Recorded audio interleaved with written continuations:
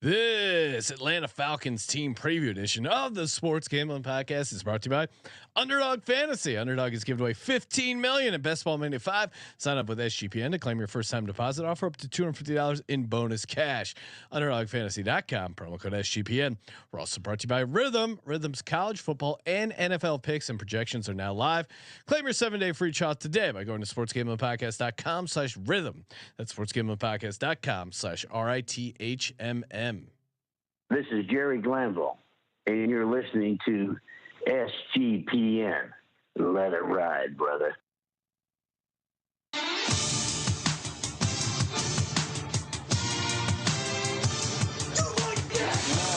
Cox. He's one of those guys who will get penetration.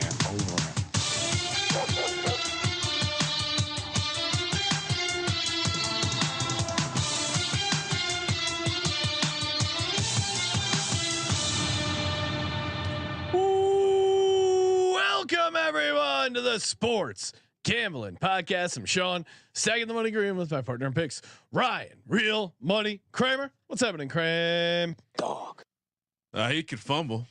He can fumble. Yep, yeah, you're wearing the Sims caption. T-shirt. Very cool logo that Jake designed. Fun throwback shirt of when we simulated an NFL tournament. I think it was on Madden. Got down on some action, taking you back all the way to the pandemic era of sports. Good times. Garth is in the football mode. No one can see or hear this, but Garth is just attacking. We'll call it a tackling dummy. Yeah, I think having Spuds in studio really, Garth, it gets in his head. He feels like he needs to display some alpha tendencies. So hopefully he settles down over there. But Kramer, Atlanta Falcons having they could fumble. Yeah, having a feeling we're not going to be super high on this Atlanta Falcons team. Yeah, I mean, normally you'd want to find a way to say, hey, they lost the draft, maybe people, but they won the offseason. Kind of a weird dynamic here. Yeah, it's certainly just off the cuff. And maybe, I mean, it just seems like what transpired in the offseason is hard to explain, even if you're optimistic. And then fantasy football just lubed it up and just got it into a position to launch. Because how is this team one of the favorites to win the conference, Sean? New head coach, quarterback, old quarterback coming off an Achilles. Yeah. I mean, he will be 36 before the 2024 season towards Achilles. And it wasn't like, it was a mid-season Achilles tear. And you look at what they did last year. So real quick recap, of course, Falcons were 7-10 last year. Win total was 8.5. We both had the under came in for us, Ryan. That brings our current total 13-8. For me and you 12-6. Only difference being the Giants, but looking back on a nice 2023. Unfortunately, you can't say the same thing for the Falcons. No? Second easiest schedule last year, and that was after the games were played and they totaled up the schedule. Second easiest. They only got 7 wins. They do have an easiest schedule again. I mean, I would say. And obviously I'm going to be pessimistic on the Falcons. If you're optimistic, you would say, well, -12 turnover differential, that's got to break right for them. I think it will a little bit, but I still think they're going to struggle creating turnovers. There was 22nd in the league with only 42 sacks. They lost Calais Campbell, who, shouldn't be a huge loss. I mean, he's a great player getting up there in years, but they don't have a lot going on with their pass rush. I mean, if I was, if I was the Falcons, I would have spent that number 8 pick on pass rush or something. I don't know. The quarterback thing just gets crazy to me because they do have a massive hole on pass rush. And Raheem Morris, not a new head coach, but we kind of know who Raheem Morris is. 21-38 straight up in his career. Man, shame on you, NFL, for not hiring him. I still love how the Saints GM shamed the entire league into a division rival hiring this guy. Yeah, you could have got rid of Dennis Allen. So yeah, they will be running maybe a more efficient offense, a little more 11 personnel. But the Falcons, getting back to the defensive side, they don't have a single edge rusher on the roster. What? Inside PFF's top 45 in pass rush grade last season. Now you can say what you want about pass rush grade and PFF's grading system, but just look at that metric in general. Like, where is the pass rush coming from this defense? How are they pressuring the quarterback? Well, it does seem like that's why the take on this team is so comically fantasy oriented, because they're just I mean, sure, maybe that's a reason to be excited about the offensive potential, because this team's going to have a horrible defense. And honestly, I feel like, you know, the Bucks and kind of and the Saints, you know, these are two now almost defensive teams. It does seem like the Falcons took a step back or lateral there at worst, and they weren't very good last year. I think the offense is I mean, how much of this is just projecting optimism? Yeah.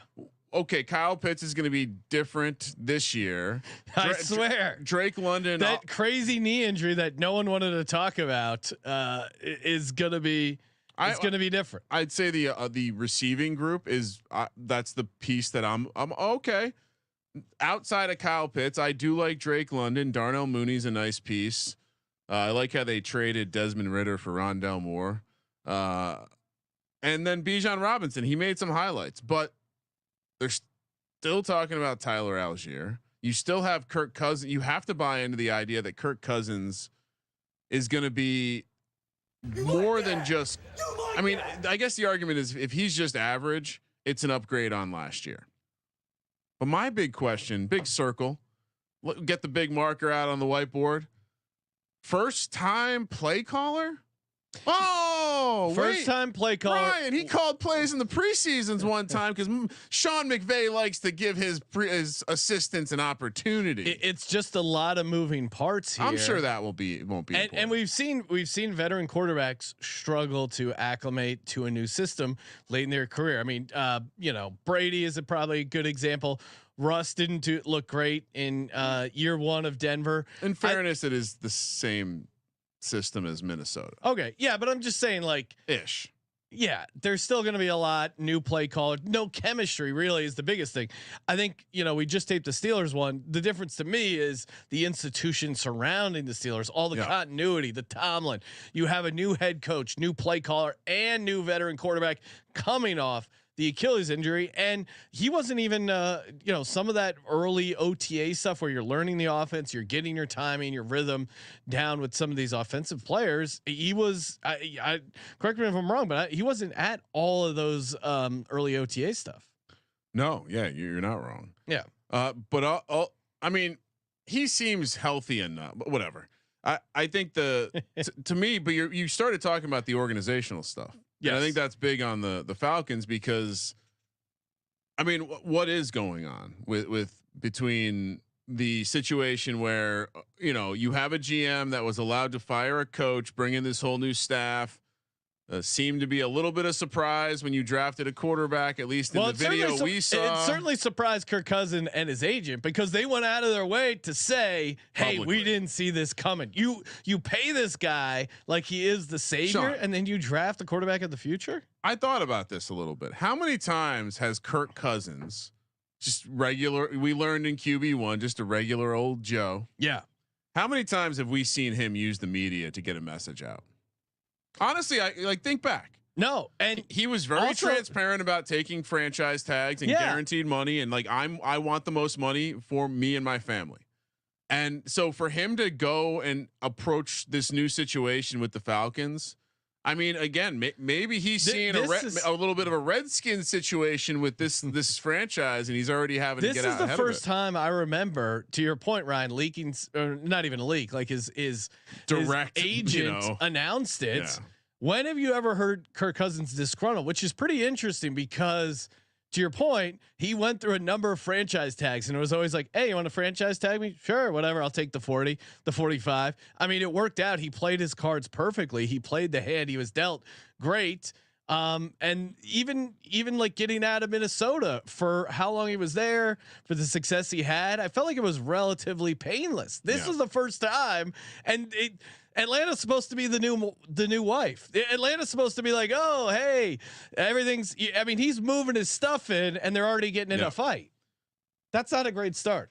So back to the offense, because I think the play calling. Well, actually, let's talk about the players first, and then we can talk, because I have a whole expose on both coordinators. Ryan, before you get to your expose, I would like to expose today's, aka this episode, word of the day in the phrase that pays. Again, 32 words, one revealed each team preview in order to form a 32 word phrase. Submit that 32 word phrase at the end of the team previews. One lucky winner will get a $500 NFL Circuit future.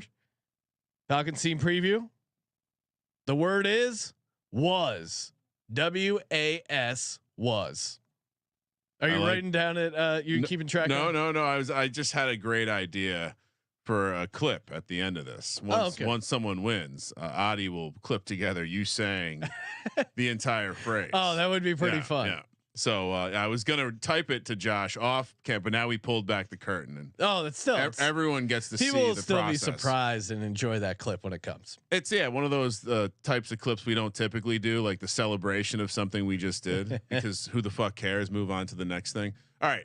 Speaking of which, players. Yes. What's the big key takeaway? So they brought in some quarterbacks. Not normal for you to, I guess. Signing a quarterback and drafting a quarterback is completely fine. I've actually gotten to a place where I understand this strategy. It makes a lot of sense. The issue is you signed the quarterback for a lot of money and you drafted the quarterback in the first round. Yeah. Why not just run it with Justin Fields or Russell Wilson? They were practically free.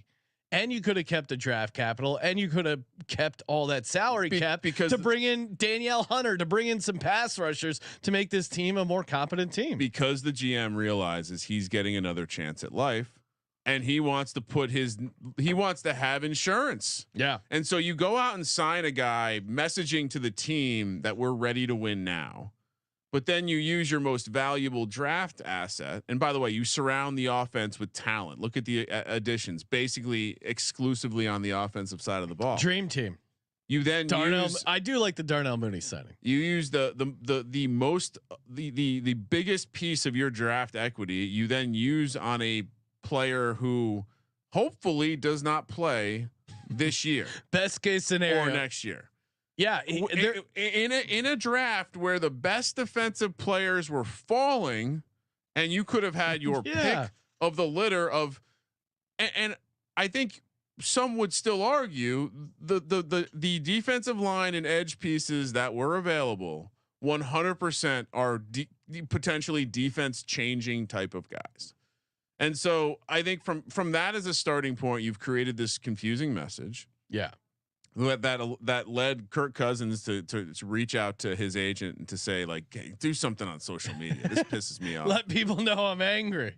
They also, you like that. I mean, you look at the list of the players that left the team. Mac Hollins, dog. Cordero Patterson, Seriously. dog. Pruitt, dog. Jonnu Smith, dog. Bud Dupree, dog. Calais Campbell, dog. A lot of dogs walking out the building.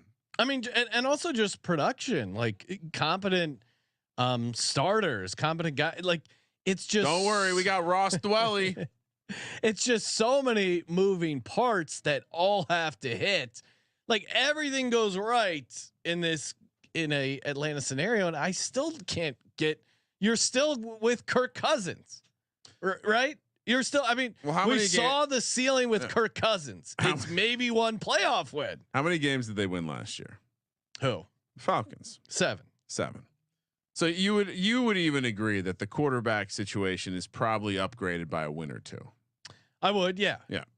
So I think a lot of people are using that very simple handicap of like, wow, they're just going to get a couple wins better, and then the ceiling maybe another win or two. How do they not win the division?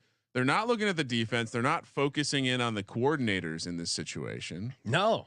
And I think the defense to me is really well. All right, let's talk about it. They lack pass rush and cornerback play. You don't have a lot of players. What are we talking about? You have a defensive coordinator. Do you know who the defensive coordinator of the Atlanta Falcons is? I do, because I have our handy sheet right in front of us. Jimmy Lake. Jimmy Lake. Do you know who Jimmy Lake was?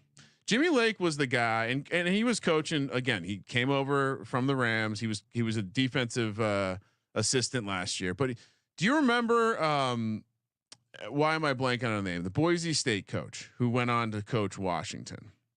His successor at Washington was Jimmy Lake, and then Jimmy Lake took over with the Washington program, and granted COVID happened, but completely cratered the situation. Yeah. Completely cratered the situation. And granted, he has some experience coaching defensive backs. Chris Peterson. Yes. He was the heir apparent. He was the successor to Chris Peterson, and he just completely cratered the program. Impressive that Michael Penix was able to get him back. Almost some irony there that they are reunited on the Falcons here. But I have no real, and he was a good defensive coordinator at the college level. But again, this is another leap of faith. He's never been a defensive coordinator at the NFL level. And the last time he had any real responsibility, aka head coach at Washington, he was shitting the bed hard. And so, yeah, you can make the argument that I made about Arthur Smith. Well, he was good enough at defensive coordinator to get the head coaching job. Kinda. He was the guy that was there. Yeah. And so was he just the guy that was there at the Rams with Raheem Morris? And so we brought him over. Doesn't matter because Raheem Morris is going to call the defense anyway. What is Jimmy Lake actually going to do? So I just more questions than answers, Sean. EB Steelers predicting Kirk Cousins will hurt his Achilles running out of the tunnel week 1. We don't predict that kind of injury. Not to old guys. No, shout out team old guys. Yeah, man, it's so many moving parts, so much of a lack of talent on the defensive side, and Kirk Cousins coming off an Achilles. That to me is a lot of fairly big negatives. They have Michael Penix though. Yeah, and their again, floor is not that low. I do like if you told me, hey, Michael Penix with a bunch of free agents we signed that can rush the passer, that can play cornerback. That's an exciting young team to build around that I think the Atlanta Falcons would still be excited about, right? Like I will say I'm like the fan base. If you just drafted Michael Penix at number 8 and didn't sign Kirk Cousins and used all that money and draft capital that you spent getting Kirk Cousins, building around that money could have gotten you both those guards. This is, I mean, the Atlanta Falcons are the Jeff Fisher of the NFL. 7-9 in 2018, 7-9 in 2019, 4-12 in 2020, 7-10 in 2021, 7-10 in 2022, 7-10 in 2023. Arthur Smith, right there, ladies and gentlemen. That was 3 years of Arthur Smith. A bunch of years of Dan Quinn, who apparently is a good coach now. I don't get it. I don't see it. I'm out on the Atlanta Falcons. You know, I'm in on Underdog Fantasy. Love me some Underdog Fantasy. We just talked to Britton Hess, who hosts the Daily Dog podcast. Get it wherever you find your podcast or on the SGPN app. And he gives out pick'em picks every single day, Monday through Friday. Gives out his favorite pick'em slips, higher, lower. You know how it goes with the fantasy projections. Again, you go 8-0, you win 325. Are you kidding me? Or you can even lay down the gauntlet and go 11-0 and get that 1,000 to 1 juicy payout. Love Underdog. It's great. Honestly, Ryan, I love best ball because you don't have to manage your players in fantasy. Love that. But I also, especially in the underdog days of summer where you're just like dying for action. That was good. Thank you. Hey, preseason football. Oh, I'll fire off a couple picks. Maybe even toss in some Olympics, some baseball. This is the perfect way to give you a little action. Just get down on the 2, pick them, the 3, pick them. Nice payouts there, and you got a legit shot of hitting those. UnderdogFantasy.com, promo code SGP, and we're also brought to you by Circa Sports. Ryan, we're about to head back to beautiful Las Vegas, hang out at the Circa, doing a live podcast there. We love it at the Circa. They treat us great there. They'll treat you great. Come out for the contest weekend, August 22nd through the 24th. If you consider yourself a real sports gambler, you got to visit Sports Gambling Mecca. And that really is what Derek has put together here. It is a crown jewel of downtown Las Vegas. And every time we talk to Derek, it literally is, hey, if you built a casino, if Ryan and I built a casino, I don't think it would look very different from the sports book, the beautiful casino, the stadium swim, the NFL rooms. slot would be at this. NFL slot would be moved back next to the VSiN studio. Only note for Derek. I did give him that note for those who are wondering. When Sean Ryan was can getting the hand confirm. pay, he's like, "You got to move this down." 16 million in guaranteed prizes, and again, sign up in Nevada. Come out for contest weekend. Hang out with us. Promo code SGP15. Get a hotel discount, and use our proxy. Vegas Matty. You heard him on the Raiders preview. Proxy.footballcontest.com. Promo code SGP. $50 off your proxy fee. Get it all and much more. Circusports.com. All right, so you got anything else? I mean, I had the offensive coordinator. I would say also besides the fact that just never really called plays before. First year as a coach, 2019. Finished playing, Sean, 2013. And so also like a new play caller, if there's continuity at the head coach, the quarterback, the players, okay, I can almost, that to me is a little easier, but it's new head coach, new quarterback, play, like there's just so many moving He played parts. at Oklahoma State from 2006 to 2009, Sean. I mean, we're getting to the point where guys are getting Is he coordinator younger jobs. or older than Kirk Cousins? Oh, That's interesting. younger, gotta be right. He was born in '86. When was Kirk Cousins? Kirk born? Cousins, it's going to be close because I think Couple. Kirk Cousins was born August 19th, 1988. Okay. And when was the head coach? September 29th, 1986. He's 37. Oh, okay. So he's like a year and a So they're half. hanging out. Yeah. All right. Like, he's having him over for some Yeah. You wine. know, I don't know if that's the kind of play caller he needs. He needs someone. I will say, Well, I mean, O'Connell was similar.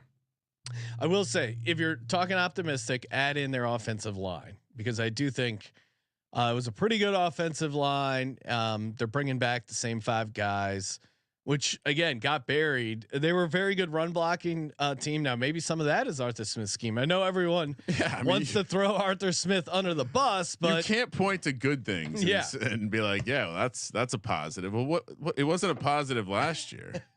Yeah, I don't know. I mean, that's all I got. I think the coordinators, coach, a lot of questions. So sure, if you want to bet on Kirk Cousins at these fucking expensive prices, no, thank you. Should we look at the odds? No, thank you.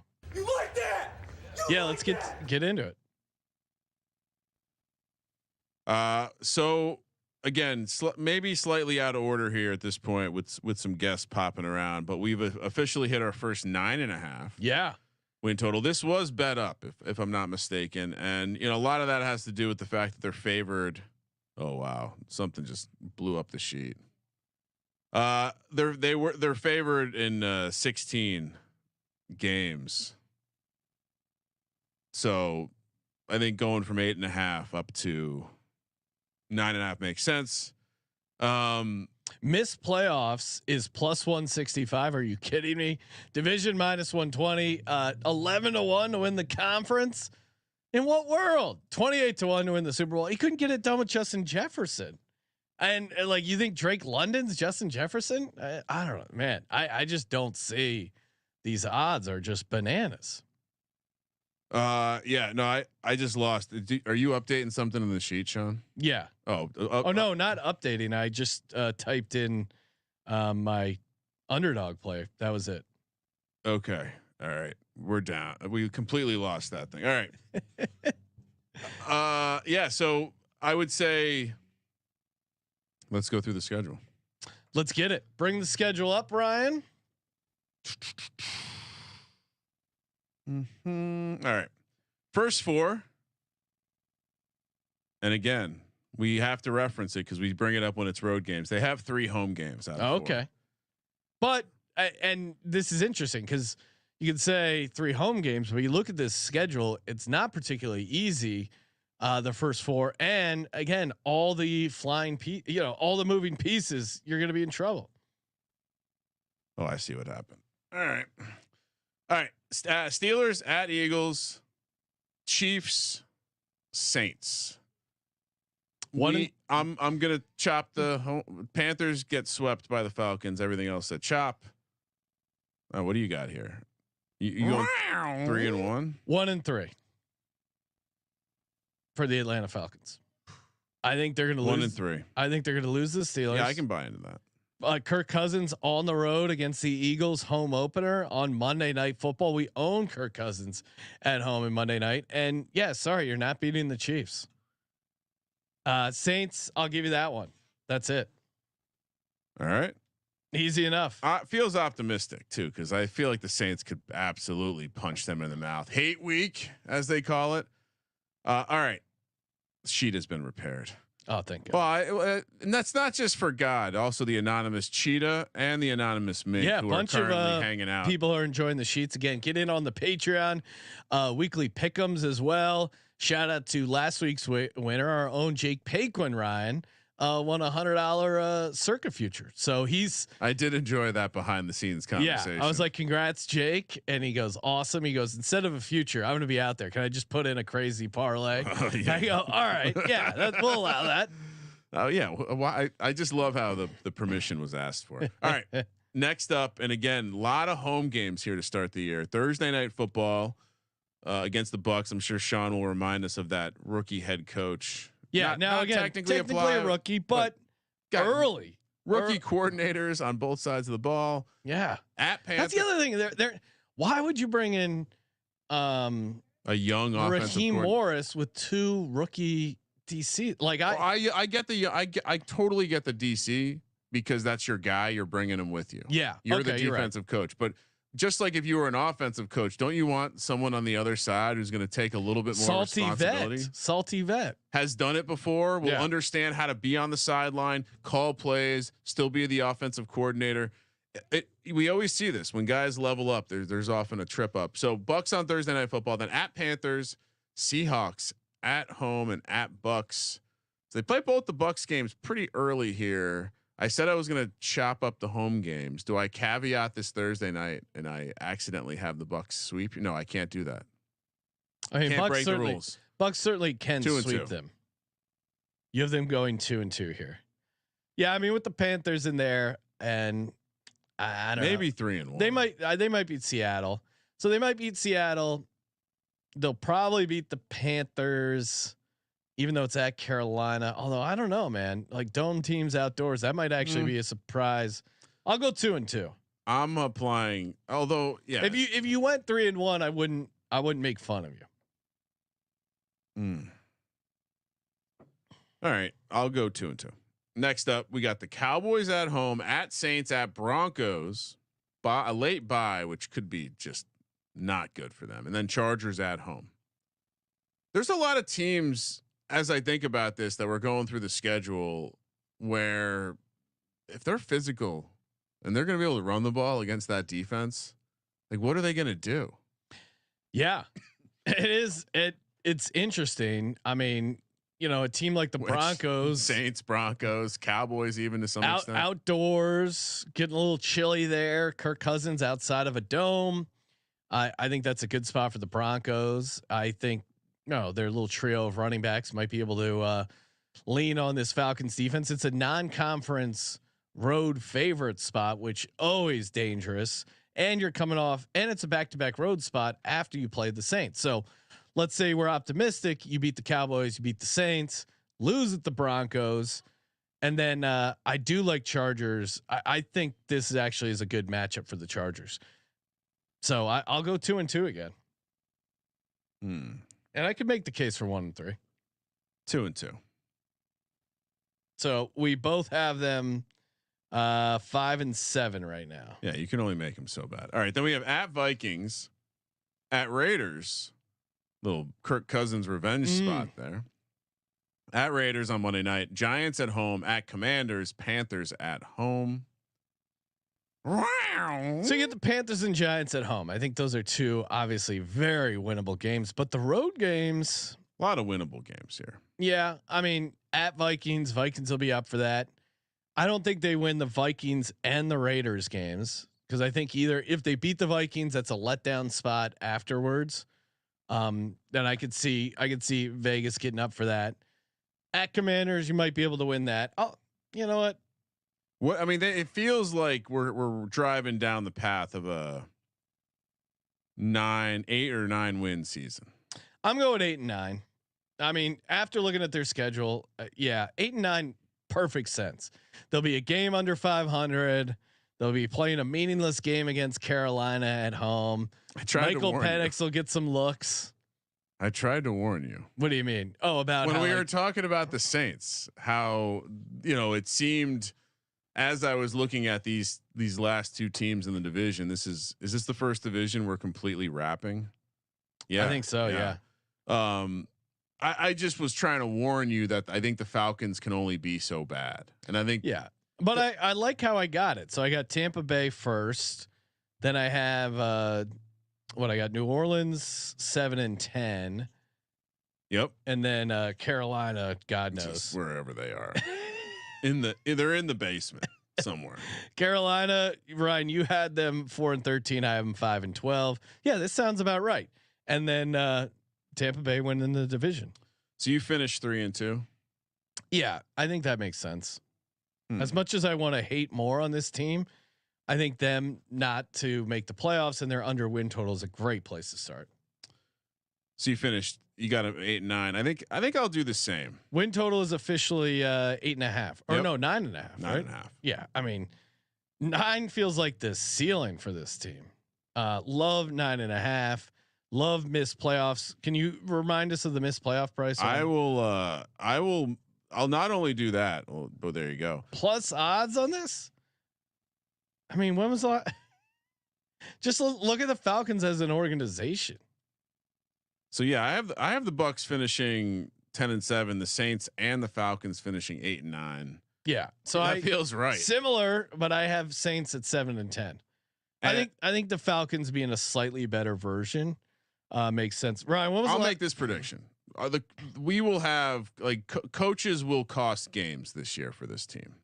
Like close games will be law. This is the anti. Yeah, I guess that's the other thing is this is the anti-Tomlin team. You're right. 8-9. The more I think about it, the more I'm like grading this team as competent coaching, no turnover differential coming back to a reasonable place, but that's not guaranteed. I think 8-9 might be their ceiling. I really struggle to see them dominating. They are. I mean, all of their spreads are basically inside 3.5. Yeah, like I almost want when they have the exact division finish out because third place. Although even though I have Saints lower, I think third place is an interesting. I really tried to warn you about this. I'm like we're going to get to a place where you're going to realize where the Falcons and the Saints are going to be very close. Yeah. So the fact that you see the division prices, one is like plus 380 and one is even money or whatever the Falcons are, absolutely absurd. How else do we play? Because it's like you don't really want to play the floor. Like how does the floor even happen? Both quarterbacks get hurt, or the coaching staff is just incompetent. Yeah, coaching staff, they end up losing a bunch. That's possible. I think. I mean, them losing a bunch of close games, I think is very like all of a sudden this team is 6-11. I think is possible. I'm putting a big bet on them to miss the playoffs at the Circa. I think. Let's go. Yeah. All right, Ryan. That's a really juicy price. That's like 4.5 points, 5 points on a Sunday. We'll talk some more ways to fade. Give me that money. The line? Atlanta Falcons. Of course, shout out to Rhythm. Love Rhythm as they are the place for AI sports picks and props. Get the old Rhythm model out. You can come up with your own models. It's super easy to use. It's kind of like fun. I never thought I would be having my own model, but again, they make it so freaking simple. You just select the stats that you want to be included in the model. It back tests the data and spits it out, and it'll look at the upcoming games, compare how your model did and is doing or will do. Predict how it will do in the future. The props aren't there yet for college football and NFL, but sides and totals are. Obviously, there aren't any props out for NFL week 1. Ryan, we always talk about how bad the Colts are in week 1. Well, Rhythm agrees. They like the Colts, they like the. They better not like the Colts. they actually do like the Colts. We need to let the AI know about that one. Yeah. Let's see here. What are some other fun ones? Yeah, they again. Love them for college football, NFL. Already got down on some week 0 stuff because of their recommendations. Again, let Rhythm do the heavy lifting or come up with your own model. Free 7-day trial, sportsgamblingpodcast.com/rhythm, sportsgamblingpodcast.com/RITHMM.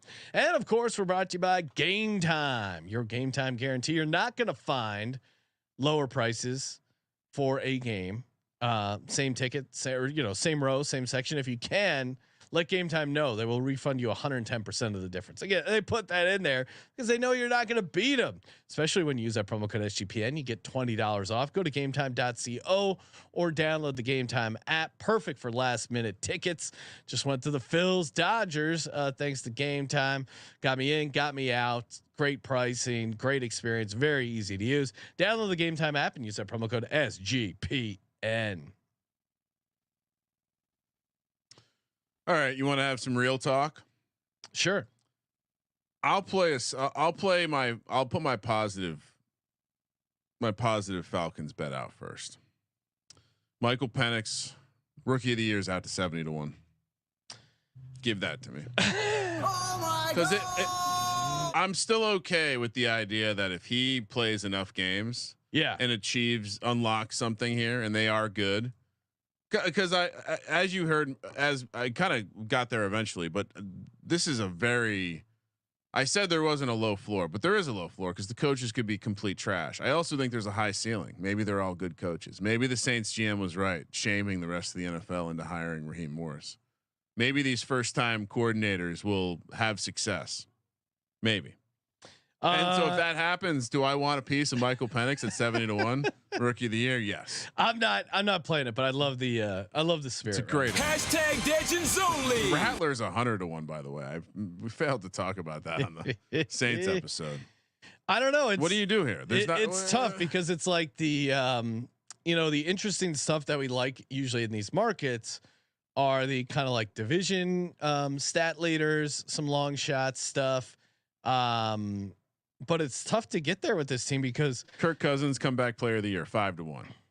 Raheem Morris, coach of the year, 13-1. Like none of these prices are good. No. And again, like most of the like rushing leader, Bijan Robinson, offensive player of the year, 20-1. No, thank you. Right. You run back Tyler Algier. See, even Tyler Algier to lead the NFC South. What do you think that's at? It is the McVay scheme. If the running back hits, it could hit in a big way. But it's only 20-1. Like, it was a lot bigger last year. Yeah, it was like 65-1. It's the classic, Sean. We pioneer a market, and then it turns to shit the next season. I don't even like Drake London to lead the division in receiving yards at +210. No, thank you. I think maybe if you want to scrape the defensive rookie of the year for one of their like second, like one of their the defensive line edges they took. And even Cousins, I mean, he had 14 interceptions in 2022. Do we think there's any value in him leading the lead in interceptions, Ryan? 100%. The price isn't great, but what's the price? Let me pull it up. It's sitting at he's like a known commodity in the interception. Oh no, he's 50-1. Really? Yeah, that is. Oh wait, which book? Kirk Cousins, most interceptions. Let's go. Because this is a very different price than at the other very popular book. Really? Yeah. All right. Well, that's why you got to shop around.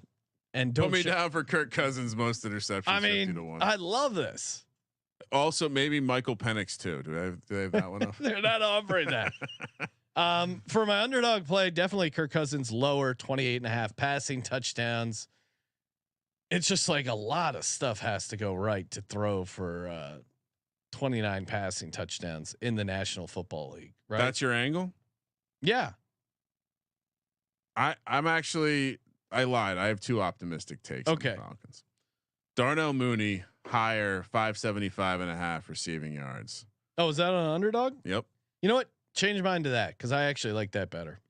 He is, by all accounts, he's going to be the number 2 target in the offense, not Mr. Kyle Pitts. Well, which don't say that to the fantasy community. Yeah, I like how this is just this is more a fade of the fantasy community. Although I'm sure they're super high on. I'm sure lots of them have takes. I can't believe these fantasy nerds delete their takes if they're wrong. What losers? Complete loser mentality. Fantasy receipts, reach out. We love you. Make them sweat. Fantasy receipts. Love we appreciate your service. So I don't have a ton. Missed playoffs, under 9.5 wins. Kirk Cousins, most interceptions. I like your underdog play. I'm going to co-sign it. Darnell Mooney higher, 575.5 receiving yards. But again, like there's nothing interesting on the defensive side. There's no like defensive rookie of the year. I'm not playing because they're both second round guys and beyond. I don't think there's a defensive player of the year candidate that's interesting.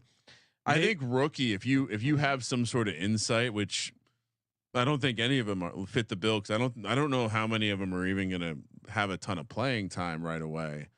But it does seem like they could potentially have some new blood on the defense show up. Okay, yeah, but I can't talk about any of that stuff. Yeah, it seems to me that if things go really right, it's going to be because one of the quarterbacks is exactly what this offense needs, and the first time play caller knows exactly what to do, and the defensive coordinator who I have many questions about is exactly what Raheem Morris needs to run some team meetings. Yeah, I don't know.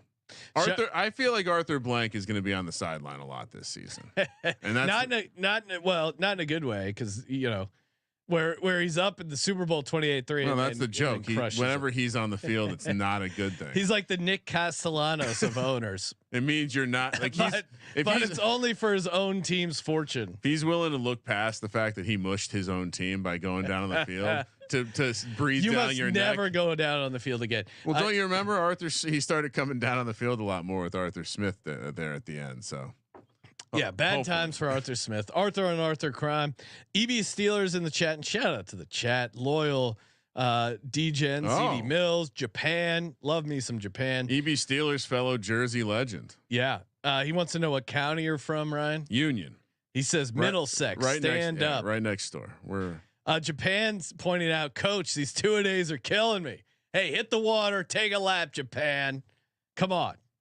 I mean, honestly, we got to get ready for football season. Our minds will be overwhelmed. And if you want to slow down, you could join the newspaper crowd, aka the podcast audience, who's getting these a little bit more spaced out. Yeah, the podcast audience spacing it out a little bit, just so that you wake up every day over the next couple of days and have that new pod audio drop in. YouTube slightly ahead. And the YouTube crowd, they get the live stuff, Yeah. But we appreciate you being here for all the time, logging all the minutes. Your work doesn't go underappreciated. And again, get in on the phrase that pays. We're trying to hook up one of you loyal listeners, and we got a ton. Appreciate all the kind words, all the 5-star reviews coming in this time of year. You guys are the best. Maybe turn on. I think next fun review, and I will be the arbiter of what is fun. Hook up a listener with a sweet SGPN gift card. Get you some merch, and I'm sure we'll be doing some merch sales too coming up. Yeah. Ryan, we both got the Falcons going 8-9. Both like Darnell Mooney, higher 57.5 receiving yards. We are very lockstep. Under 9.5 wins, missed playoffs, +165. Kirk Cousins, most interceptions, 50-1. We're both on that. You're on the Michael Penix Rookie of the Year island. Yeah, I mean, I'm gonna sprinkle. I've already sprinkled it multiple times. I was shocked to see the price go the other way. Is this one of the teams that you would play an alt win total for? All right. So like, what's the alt under 7.5? Yeah. +310. Okay. Yep. Add that to my sheet. Okay. Add that to because that's basically like a reverse win the division. Under 5.5? No. Okay. Under 310, 7.5 wins is +310. Yeah. All right. I'll add that to the sheet. And again, get the sheets over in the Patreon. If you're going to be out in Bet Bash and you're listening to this live, we will be there. Circle Ballroom doing a live podcast. Come say hi. We have a bunch of hats. So if you find yourself in the Vegas area over the next couple days, hit us up. We will hook you up with a hat. I do have something to add. What? I gave out a ceiling case with Penix. I didn't even think to look over here, but once I saw the alt win total at 5.5, I'm like, let me compare this to see what their fewest wins are. Because if they go 5-12, they're in competition for that. 150-1. Sean. All right, throw that on more. the sheet. Sorry, Josh. 150-1 Falcons to have the fewest wins. Oh my God. Come on. They're up there with like all the teams that are locks to make the playoffs, and then the Falcons. Like, what the fuck are we doing? This could be really bad. And even if it's good, it's not going to be great. That's my entire Falcons preview in one sentence. They have the same odds as the Bills, dude. Does not make sense. Does not make any sense. Oh. Thank you everyone for tuning in as always. And again, toss us a nice rating and review. Always appreciate that. Thank you for participating in the Sports Gambling Podcast. For Sports Gambling Podcast, I'm Sean, stacking the money green. He's Ryan. Sorry, Falcons fans. Kramer, let it ride.